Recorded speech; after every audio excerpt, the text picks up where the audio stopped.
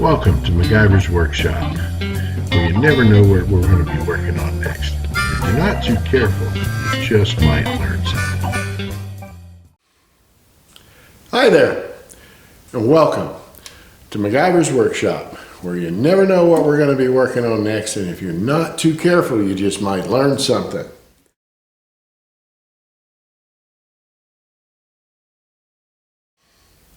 Basically, what you want to do is get you a good degree kit. I would get the complete kit. I got this one from Jegs. I think I paid 100 some bucks for it, but it has all the little mounting bits and has a dial indicator. It gives you the different mounting bits for your dial indicator depending on how you're doing it, whether you're doing it with the head on, the head off, with the rocker arms on or the rocker arms off. That way you just have the most amount of flexibility. Otherwise, you're going to end up having to go find one of your buddies that has one of these, which is a magnetic base for a dial indicator. Hopefully your buddy's a machinist, okay, because you don't want to approach this with a Harbor Freight dial indicator or anything like that. I mean, you want to use the good stuff or whatever your cam degree kit comes with. So, got all that good stuff, and then the first thing you want to do is you want to spend you some time reading the instructions that come with this particular degree wheel kit, and then figure out how you're going to do it. Okay, now I know that I'm going to do it with the head on and with the rocker arms on, and we're going to pretty much there's a couple different ways you can do it, but here's something that's important that I learned in reading this. Okay, if you have to have a solid lifter in here to be able to degree this cam, what they recommend. Now, near as I can tell, I haven't seen a solid lifter in a Ford 306 in a long time. But fear not, you can make one. So, if you were to take a hydraulic lifter apart, you would see that it has all these little bits in it, okay? So, this is the body of the lifter. You did save one of the old lifters, right? And that's a rhetorical question because I'm guessing you didn't. But you really want to use an old lifter for this because you don't want to take one of your brand new lifters apart. So, unless you've got like a solid lifter cam and solid lifter lifters with it, then you're good to go. But I don't. So, you got the lifter body, okay, when this is the tappet face, and then the center of it's hollow, all right, and then you have this bit, okay, which is actually two pieces. This is kind of like a shuttle valve of sorts, okay, and then you have this little spring on here, and this will slide down inside the lifter, and that spring is what you feel when you're pumping up your lifters and you're soaking them in oil. So, now, then, inside the center of that, this is hollow. There's a disc, a little disc with some holes in it. Okay, I think that's pretty much what meters the flow of oil through the lifter. And then you have your seat for your push rod. Okay, now all that goes in there, and then every last bit of it is held in with one of these. Now, if you got an old Ford FE or Chrysler or something, that's different. But Ford and Chevy, this will apply to you. Now, what we want to do is we want to make a solid lifter out of this for the purpose of degreeing our camshaft. So now what I'll do, make my hydraulic lifter into a solid lifter, is we'll chuck out that little spring that was on the bottom here, and then we'll just take some little teeny tiny flat washers and drop down into this lifter until this insert goes in there just far enough that we can get our little snap ring retainer in there. Now, I don't know how many it's going to take for you. It may take 3, 4, 5, who knows. But you want to get it in there just to where you can snap that retaining ring in there, and then voila, you have a solid lifter. When you get your little washers in there and have that all spaced back up to where you can get your little retainer clip back in there, then see, you can't compress it anymore. It's in effect a solid lifter, therefore fulfilling the requirements of what the cam degree kit wants. Now, most likely, you know, if you're working on a Chevy or something or whatever, you can find a solid lifter to get around all this, but I'm just showing you the MacGyver way of doing it. Now, I'm not gonna throw a whole lot of lube or assembly lube or anything at this. We're just gonna drop it down in the bore here, and we will do our thing and put our push rod down in there. Now we're gonna put our, we gotta put our screw in studs in and get a rocker arm on there, and then because we also got to set up our degree wheel and everything on the front. So we've mounted our degree wheel on the snout of our crankshaft here, and I've used the harmonic balancer bolt and the washers and stuff and lined it all up and snugged it down real good. And my timing marks on the back here on the timing gears are lined up, and our piston is what we believe to be top dead center. And I've got my little piece of wire thing here, pointing to 0, but that's really not 0 yet. You want to back off about 20 or 15 to 20 degrees from top dead center. Put your piston stop in there and roll it down until it hits the piston, and then we're going to roll the crank back the opposite way until we hit the stop again. Then we're going to see how many degrees that is of difference, and then split it in half, and then that's where your top dead center really is. Now, just so you know that no amount of planning will ever go unpunished. So my degree wheel kit come with a piston stop that is for your small diameter peanut plug, as they call it. And truth be told, that's going to be like 99% of what you're going to run into. However, this Ford has the larger style spark plug. So what you do is you take your, I had to MacGyver up my own piston stop. So what I did was I took my cutting wheel and ground the little knurling off the top of the plug here. Once you do that, you can grab the insulator with a pair of pliers and pop it right on out, and you'll see that's the center insulator of the plug. And that leaves you with a hollow piece here once you cut the ground electrode off.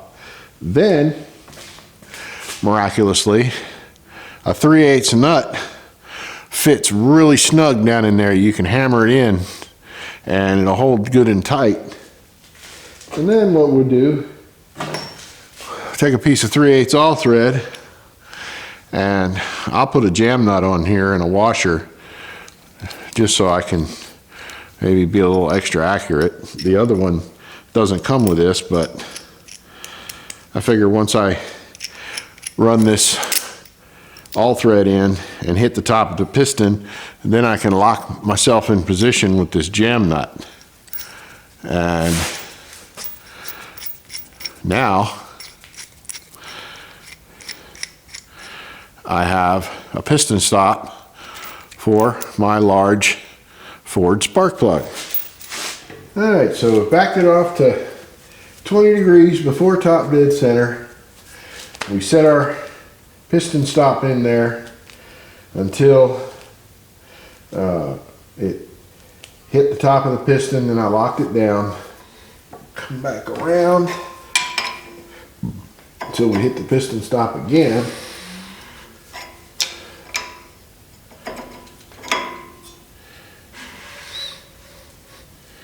That's coming back up.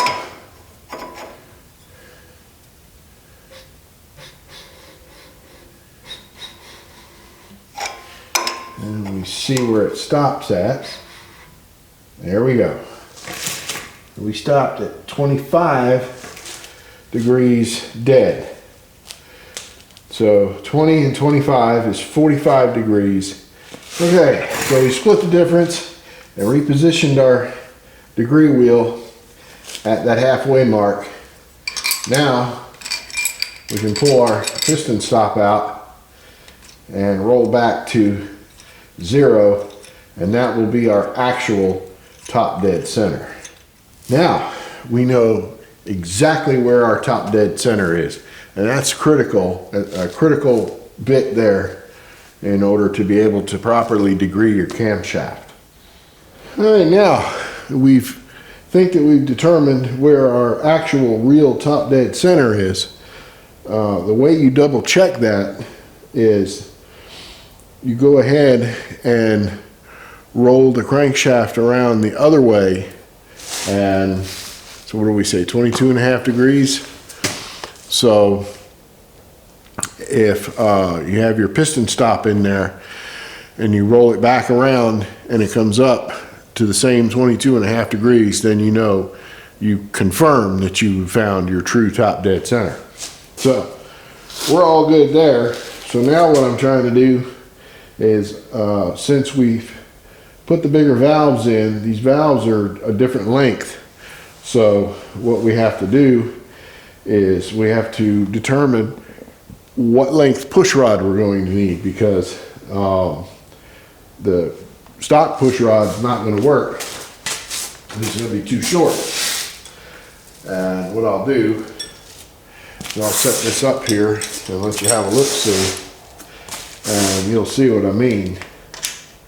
So what we can tell by looking at this here is that's seriously no bueno, because the roller tip needs to ride on the center of the valve stem. So what this is indicating, since the roller is sitting further back towards the where the push rod would be, that means that our push rod is too short. So what we need to do is we need to determine what length push rod we need to get that roller out there to the center of that valve stem. So now that we know we've got, we're going to need a longer push rod to get our valve train geometry right. Normally what you would use is you would get a push rod length checker like this, and they come in different ranges of sizes. Like this one's from 10 to 11.170, and it's basically expandable. Now the problem with this is that this cylinder head has the sort of guide plate slots in the head, and it won't go down through there. So we're going to have to MacGyver something up to determine what our push rod length needs to be. So, however, MacGyver has a plan. Our plan is, I'm going to take one of the original push rods, and what I've done is I've cut it off, and I've got an idea where I needed to cut the push rod. so I can get to it. And it's just about 1.5 inches above the lifter. So that's where I cut it, and these push rods are hollow. And coincidentally, it's almost big enough for some 1/4 inch all thread. So what I've got here is I've got the little shorty piece here in the drill press, and this is a number 7 drill bit, or 13/64 is the closest fractional. And we'll drill that tube out and then tap it 1/4 and that will allow us to make ourselves a little mechanism there where we can make our push rod longer or shorter. And I'll do the same on we'll do the same on the long side of the push rod as well. Now obviously it's not going to be like a turnbuckle, but all we really need is to be able to thread it out or make it longer off of one side. So what we'll do is we'll kind of lock it in on the shorty end, and then we'll give ourselves plenty of all thread on the other side and thread the long side of the push rod real deep, so that way we can extend the length of that push rod like up to 1 inch. So, and because this push rod is one of the original push rods, it's skinny enough to go down through the little hole.